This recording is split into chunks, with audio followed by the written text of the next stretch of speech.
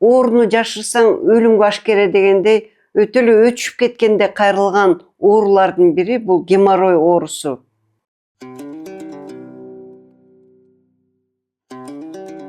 Кыскача айтып бере аласызбы өзүңүз жөнүндө? Мен врач-проктолог Абдыраупова Айша, Абдырауф кызы Айша. Көп жылдан бери авиационда иштейм. 2020-жылдан бери. Стажым уже 7 жыл болуп калды. 7 жылдан бери иштейм. Проктолог болуп, проктолог кесибин мен кандай тандап калдым? Азыр бизде айымдар, намаз окуган айымдар көп, анан уялчаак айымдар көп, анан өзүм дагы декретте отуруп, геморрой болуп төрөттөн кийин кыйналып, анан консультация проктолога керек деп мени жөнөттү да. Барсам, барып кирип карасам, жалаң эркектер экен отделениеде. Бир дагы аял жок экен. Аял бар экен, ал аял да декретке кетип калганбы, жок экен да. Аны ойлонуп көрүп мен негизи гастроэнтеролог болоюн деген, бирок айттым мен аялдарга жардам беришим керек экен. Мага окшош уялган аялдар. Мен өзүм медик болуп уялып атсам, анан башкалар тем более уялат да. Андан көрө ушу намаз окугандарга, төрөттөн кийин бардык эле аялдарда геморрой болот, ошолорго жардам берип, уялбай мага келишсин деп проктолог тандап алдым да. Бул кандай оору, кандай себептер менен келип чыгат?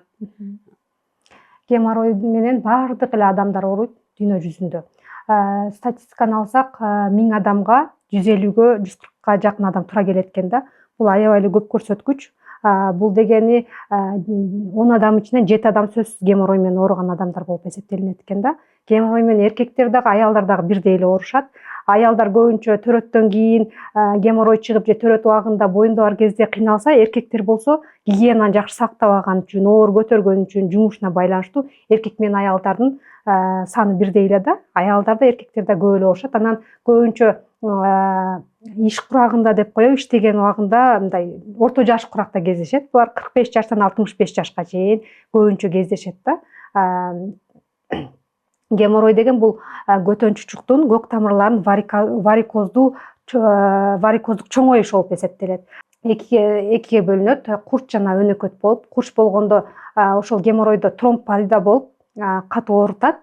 Өнөкөт болгондо бул стадиялары бар. 1-2, 3, 4 стадия болуп, 4 стадия болот. Биринчи стадияда болсо жөн эле воспаление болот. Жөн эле ошол жакта сезгенүү пайда болот. Кичине туалетке барганда каны пайда болуп калышы мүмкүн. Же болбосо көп деле мындай билинбейт да адамгачы, бирок жүрө берет. Ошентип кичине ачышат, кичине ачышат, бирок аны адам сезбейт деле, сезгендер сезсе деле барбайт деле больницага.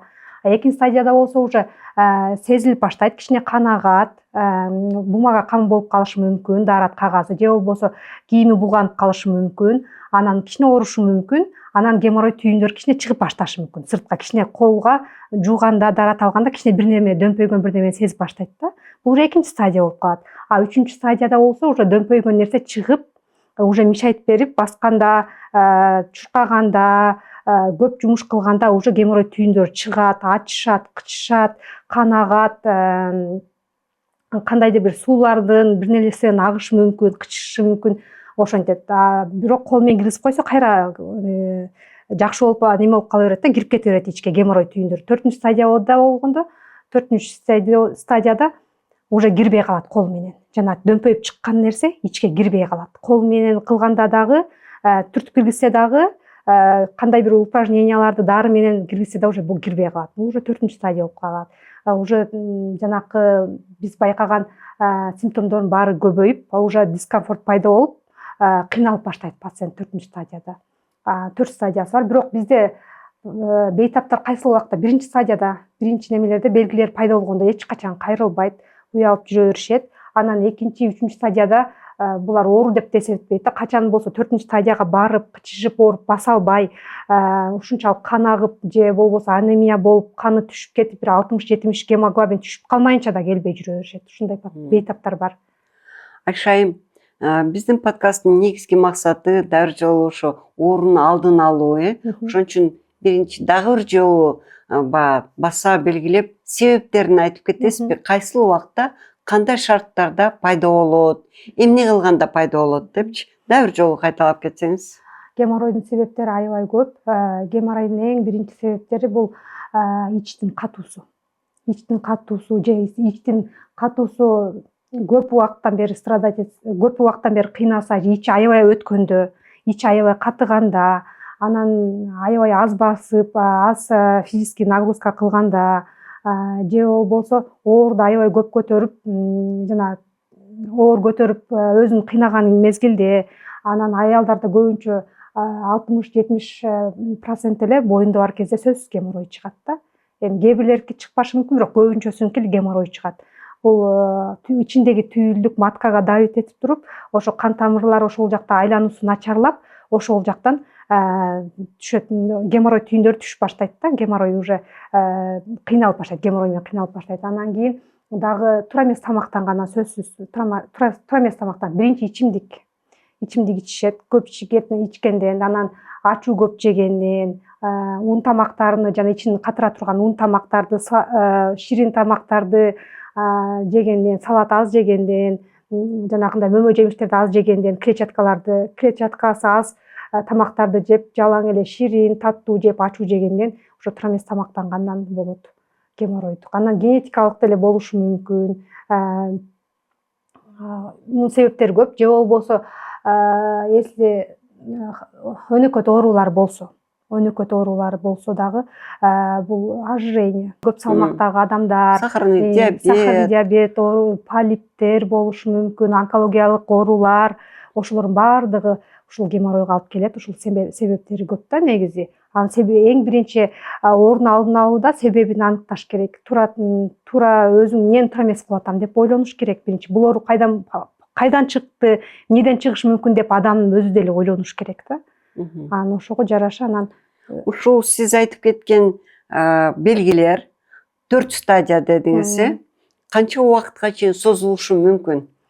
Же болбосо курч мүнөздөн острый стадиядан же хронический стадия же созулма же өнөкөт стадияга деп кыргыз тилинде туура айтсак. Бир канча күндөн бир канча жылга чейин созулат бул. 4 стадия бир 30-40 жылдын ичинде да болушу мүмкүн. Эгерде ич ката берсе, бат эле 1 жылдын ичинде деле сразу 4 стадияга өтүп кетиши мүмкүн.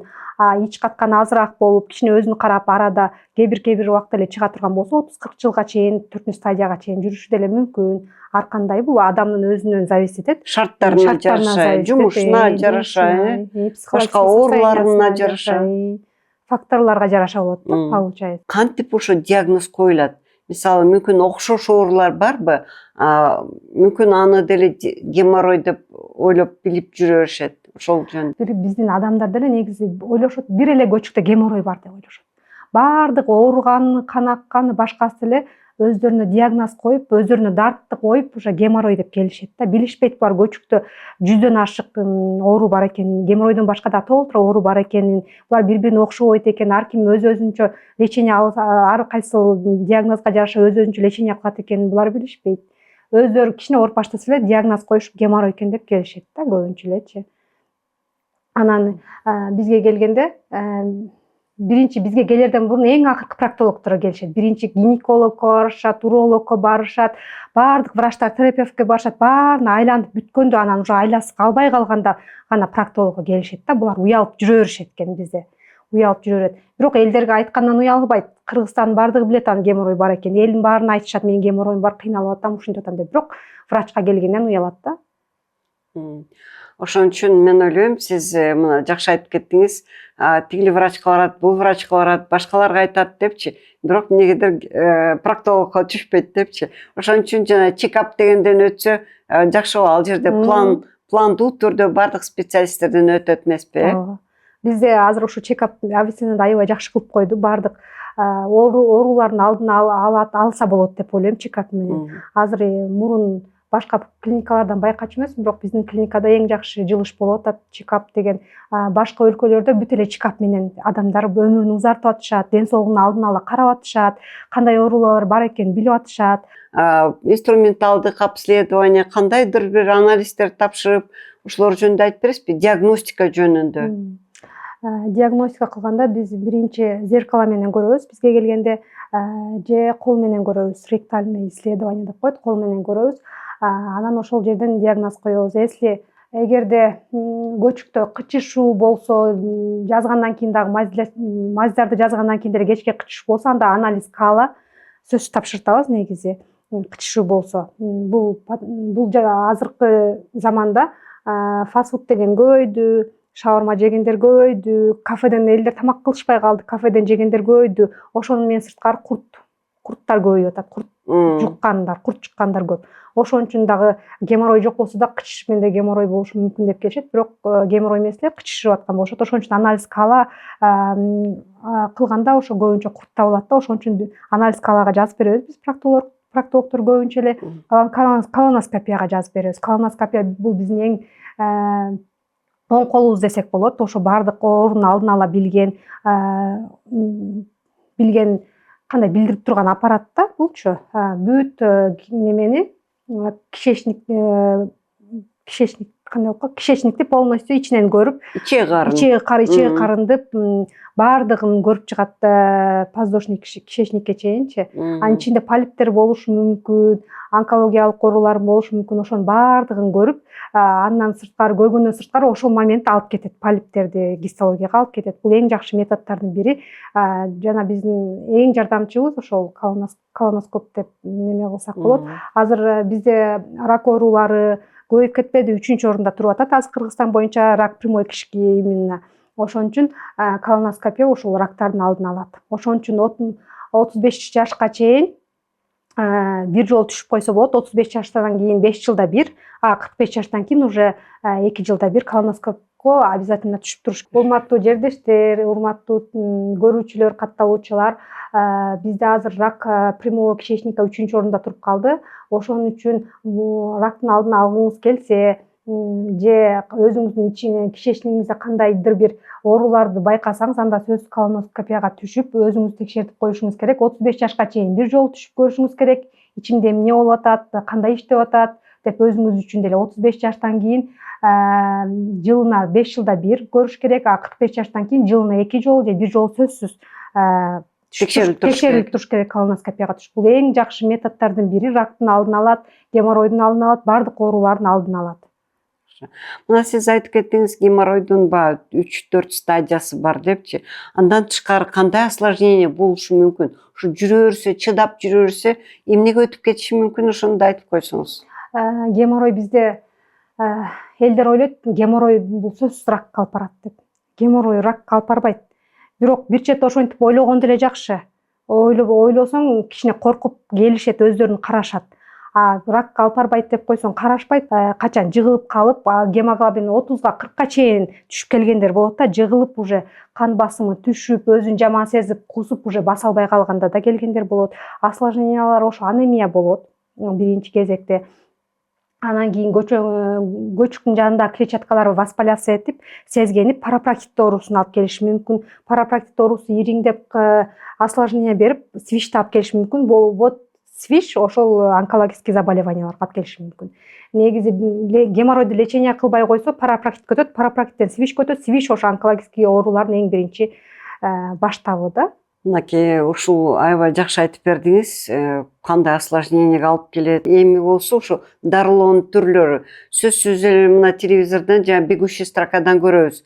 Операциясыз дарылайм деп. Ошол туурабы же туура эмеспи? Кайсыл убакта операциясыз, жана таблеткалар менен консервативный лечение, кайсыл убакта хирургический метод менен?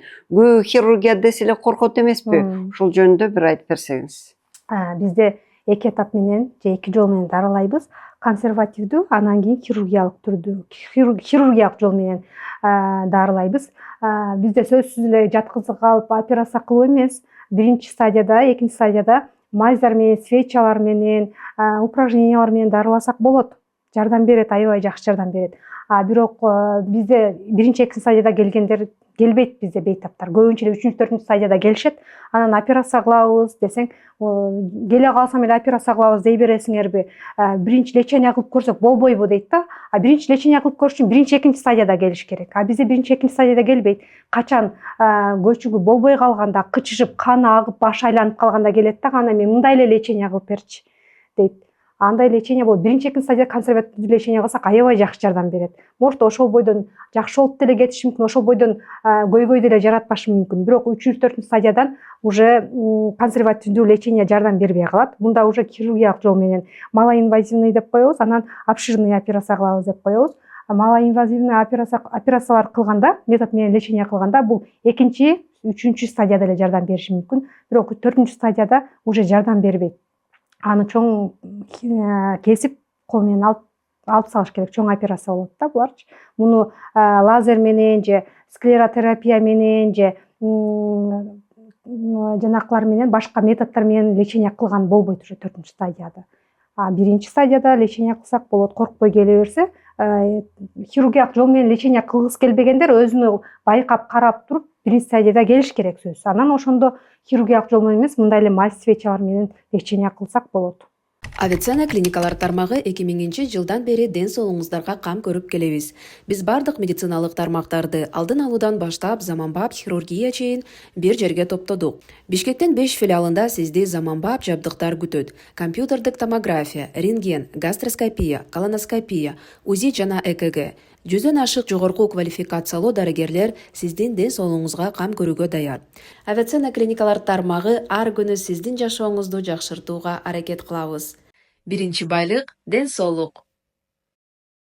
Туугандардан, кошуналардан советтерди алганда ошолордун методдору менен лечение алганда аябай жакшы көрүшөт да. Кошунам может геморройдур, может быть трешнадыр, сен кайдан билесиң? Бизде кыргыздарда ойлойт, көчүктө бир эле геморрой бар, баардыгыбыздын лечениябыз окшош болсо, баардыгыбыз ошондон жакшы болуп кетебиз депчи. Жок, андай эмес. Кошунаңа жардам берген лечение сага жардам бербей калышы мүмкүн. Кошунаңа жардам берген мазь сага жардам бербей калышы мүмкүн. Ошон үчүн сөзсүз проктологко келип, диагнозуңарды тактап, билип, анан ошого жараша ар кимге индивидуально эффективный лечение жазып беребиз. Ошондо силерге жардам бериши мүмкүн. Көбүнчө эле кошунам айтты, анан пиявка неме кылышыбыз керек экен, сүлүк курт койсо жардам берет экен, анан кошунам айтты, могул майзы сүйкөгөндө жакшы жардам берет экен. Только кошунам айтты да, кошунасына геморрой бар экенин айткандан уялбайт. Бизге келип көчүгүн көрсөткөндөн уялат да. Вес айылга геморрой бар экенин айтып билип, кошунан лечениясын алгандан көрө бир врачка келип эч ким билбеген лечение алып жакшы болуп кетсе жакшы эмес да. Бизде андай эмес. Бизде бүт кошунанын туугандарынын айтканын кылып, анан уже эч кандай жардам, эч кайсы майздар жардам бербей калганда, эч нерсе жардам бербей калганда анда врачка 4-чү стадия менен келет да. Анан келип сен сразу эле операция дейсиңер да деп. 1-чи стадияда келгиле, жардам беребиз, колубуздан келишинче операция жасабайбыз. Бирок 4-чү стадияда операция сөз жасаш керек. Ошо менен жакшы болуп кетесиң. Анан бизде мындай бар, бычак тийгизбеш керек. Бизге деле келишет, бычак тийгизбеш керек. Бычак ургачысы болот экен да, анан эркеги болот экен, бирок андай медицинада андай понятие жок дегендей. Кандай андай түшүнүк жок да. Ургач эркек деп бөлүнбөйт. Ургачысы болот экен, ургачысын операция кылса деле көбөйүп кетип, ошону рак болуп өлүп калат экен. Мага бычак тийгизе көрбөңүз, мен операция кылдырбайм деп ушинтип айтышат да. Анан таң каласың, булар каяктан уктун, булардын баарын кошуналардан угушат. Азыркы кезде интернеттен алып дарыланышат. Ошон үчүн биздин көрүүчүлөргө да айтып кетебиз, интернеттен дарыланбай, өзүңүздүн турган жериңиздеги поликлиника, районный борборлордо бардык жерде проктологдор бар, хирургдар бар. Жок кандай десеңер, анда Бишкекке келгиле. Мына Айша айымга кайрылгыла. Бул жерде дагы ссылкасы болот, адреси баары жазылат. Ошон үчүн мага келип кайрылгыла, колумдан келген жардамымды берем, анан ургачысы бар, операция кылган болбойт, андай мындай деген түшүнүк болбойт. Анан сөзсүз операциядан кийин, лечениеден кийин жакшы болуп кетесиңер. Дагы бир жолу Айша айым баса белгилеп, кандайча ушул ооруну алдын алуу керек? Оорубаганга ушул жөнүндө айтып бересизби? Геморройдун алдын алса болот.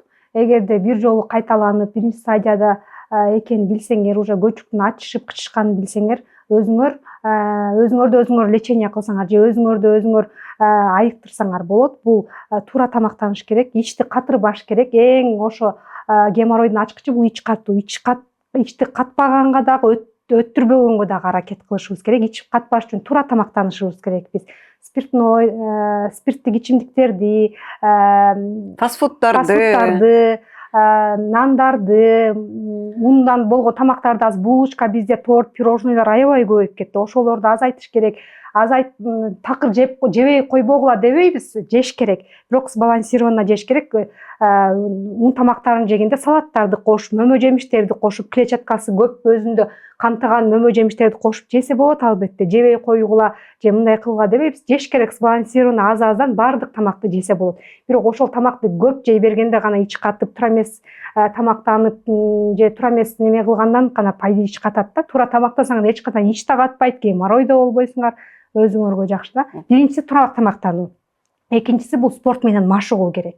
Ар бир адам спорт менен машыгуу керек. Анан көбүнчө геморрой менен ошо местасында көп отурган, компьютерде иштегендер, айтишниктер ошолор оорушат. Ошон үчүн шопурлар оорушат. Местасында өзү 1 сааттан көп отурбаш керек. Ошон үчүн мурун деле бизде айтышат, мурун советтик кезде швеяда отуруп иштегендер деле 45-50 мүнөт болгондо туруп производственный гимнастика деген болчу. Гимнастикалар кылышчу. А эмнеге школдо деле 45 мүнөттөн 45 мүнөт отургандан кийин уже көчүктө кан айлануусу начарлайт. Ошол жактан кычышуу, ачышуу пайда болбош үчүн, геморрой болбош үчүн алдын алып, ошо 45 мүнөттөн кийин өзүңөр туруп, кофе ичип, же болбосо дааратканага барып, өзүңөр басып, кичине болсо дагы өзүңөргө гимнастика жасаш керек. Такыр эле болбой калса, кичине басыш керек ар бири. Ошон үчүн спорт менен сөзсүз машыгыш керек, туура тамактаныш керек, анан кийин көчүктү туура жууш керек. Гигиена деп коебуз. Көчүктү туура жуугандан, туура арчыгандан да геморройдун алдын алсак болот. Туура бизде болсо кандай ысык суу менен жуушат. Ысык суу менен жууганда геморрой түйүндөгү кан тамырлар чоңоюп кетет дагы. Геморрой эртерээк кандай десем күчөп кетиши мүмкүн да. Ошон үчүн жууганда, гигиенаны сактаганда комнатный температурадагы же болбосо адамдын температурасындагы 36-37 градустагы суу менен жуушубуз керек. Өтө ысык деле эмес, өтө муздак деле эмес, жылымык температурада көчүктү жуушубуз керек. Туалетке баргандан кийин сөзсүз. Бумаганы колдонбогула деп азыр проктологдор баардыгыбыз айтып атабыз. Бумагада эң жаман материалдардан жасайт экен. Көчүктү арчыганда эгерде сен ошол жерде трещина болсо, же болбосо ошол жакта кичине воспаление болсо, бумагадагы жаман микробдор көчүккө жабышып калат дагы. Анан ошол жактан парапроктит болушу мүмкүн, свищ болушу мүмкүн. Геморройду өнөкөт кылып кайра күчөтүшү мүмкүн. Ошон үчүн азыр бумага менен такыр колдонбошубуз керек. Только дааратка баргандан кийин жылуу суу менен гана жууганга аракет кылыш керек. Анан туалетте отурганда 3-5 мүнөттөн көп отурбаш керек. Биз азыр кандай кылат? Телефон деген жаман заман, телефондун заманы деп коет. Баардыгы туалетке телефон алып кирет. Анан канча отурат билбейт, кечке чейин телефонду көрөт. Жок, азында бир 10-15 мүнөт отуруп коебуз. Эркектер болсо бир 20-30 мүнөт отурат. Жөн эле эркектер бизге караганда, аялдарга караганда да туалетте көп отурат. Телефонду көп чукойт. Ошон үчүн дагы аларда геморрой да көп болуп калат. Туалетке барганда телефонду таштап 3-5 мүнөт отуруп, анан кайра чыгабыз. Канчалык туалетте көп отурган сайын ошончолук геморрой чыгышына жардам беребиз. Өтө жакшы айтып бердиңиз. Буга да кошумча врачка алдын алып көрүнүп туруп, Шуну биз кайталагандан тажабайбыз, айта беребиз, Ал ооруп келбей врачка, оорунун алдын алуу үчүн профилактикалык максат менен келип көрүнүү. Геморрой менен өзүңөр чыдап, кыйналып жүрө бербей, сөзсүз проктологко келип кайрылып, туура лечение алып, өзүңөрдүн жашооңорду узарткыла. Мына кош бойлуулук убагында, төрөт убагында ошо проблема көбүнкү башталышы мүмкүн. Ошондо кандайча алдын алса болот? Төрөт учурунда 100%, 60-70% сөзсүз аялдар геморрой оорусуга чалдыгат боюнда барда. Бунун себеби ымыркай, маткадагы ымыркай ылдый түшөт дагы, ошол жактагы көтөн чучуктагы кан айлануу начарлап, анан кийин варикозный веналар чоңоюп, анан геморрой чыгып баштайт. Ошон үчүн алдын алыш үчүн бизде боюндабарлар көбүнчө спортту токтотуп коюшат. Анан мен токсикоздун деп каалаган тамагын жей беришет. ошондой кылбай спорт менен машыгып, кичине басып, беременность бул оору эмес, беременность это состояние, ошону карап туруп спорт менен туура машыгып, кичине көп басып, сейилдеп, туура тамактанып, клетчаткасы көп тамактардан жеп, токсикоздун деп сладкийди, таттууларды көп жеп, же болбосо каалаган жей бербей сбалансированно тамак жеш керек. Баардыгын туура аз өлчөмдө жесек алдын алабыз геморройдун. Анан упражнение кейгиле дейт, бизде ошону жасашыбыз керек. Баардык адамдарга эң ошо жардам бере турган упражнение геморройду, простатитте негизи аялга дагы эркекке дагы аябай жакшы жардам бере турган упражнениянын бири бул упражнение кейгиле деп коет. Туалетке барганда кысып кой бересиң го, ошентип өзүң боюнда бар кезде өзүң ошондой упражнениялар жасаш керек. Негизи боюнда барлар эмес, баардык адамдар жасап жүрсө ошону бул кан айланууну аябай жакшыртат. Көчүктө эч кандай онкологиялык оорулардын дагы алдын алышы мүмкүн да. Көп ооруларга дава дедиңиз. Спорт, умеренный спорт баарына тең жардам берет. Мына сиз айтып калдыңыз, иштегениңизге канча жыл болду дедиңиз? 7 жыл болду. 7 жылдын ичинде бир кызыктуу бир пациенттериңиз жөнүндө айтып бере аласызбы? Кандайча жардам бердиңиз же күлкүлүү? Чынында эми биздин врачебный практикабызда ар кандай шарттар болот? Бир жолу мага бир бейтап келди. Бул апа экен, бир 40 жаштабы же 50 жаштабы ушундай апа экен. Геморройго аябай жакшы лечение деп интернеттен карасам, пияз менен лечение кылат экен деп көчүгүнөн пияз таап чыккан да. Пиязды салып алыптыр, бул аябай жакшы жардам берет экен деп. Же пиязды ала албайм мен, ал тоголокто уже дальше кирип баратат. Аябай жакшы жардам берет деп пияз салып алдым эле. Ошо пияздын согу чыгып, геморрой аз-аздан кичирейип, жакшы жардам берет экен. Айла жок күлөсүң. Айла жок. Бирок ошо баягы ооруганда жандал бастап ошону жасады да. Бирок ошо ал болуптур, маалыматты билбейт. Эми маалыматты билген киши кой биринчи врачка барайын деп чуркап келет да. Ошон үчүн биз ошо биздин максатыбыз маалымат берип атабыз. Айша айым, сизге ушу биздин студияга келип, сонун маек куруп бергениңизге чоң рахмат. Дагы келип туруңуз. Элибизге ушундай маалыматтарды берип туралы. Дайыма ушундай элге кызмат кылып, ошол элдин кызматынан анан кийин өзүңүзгө баар татып туруңуз.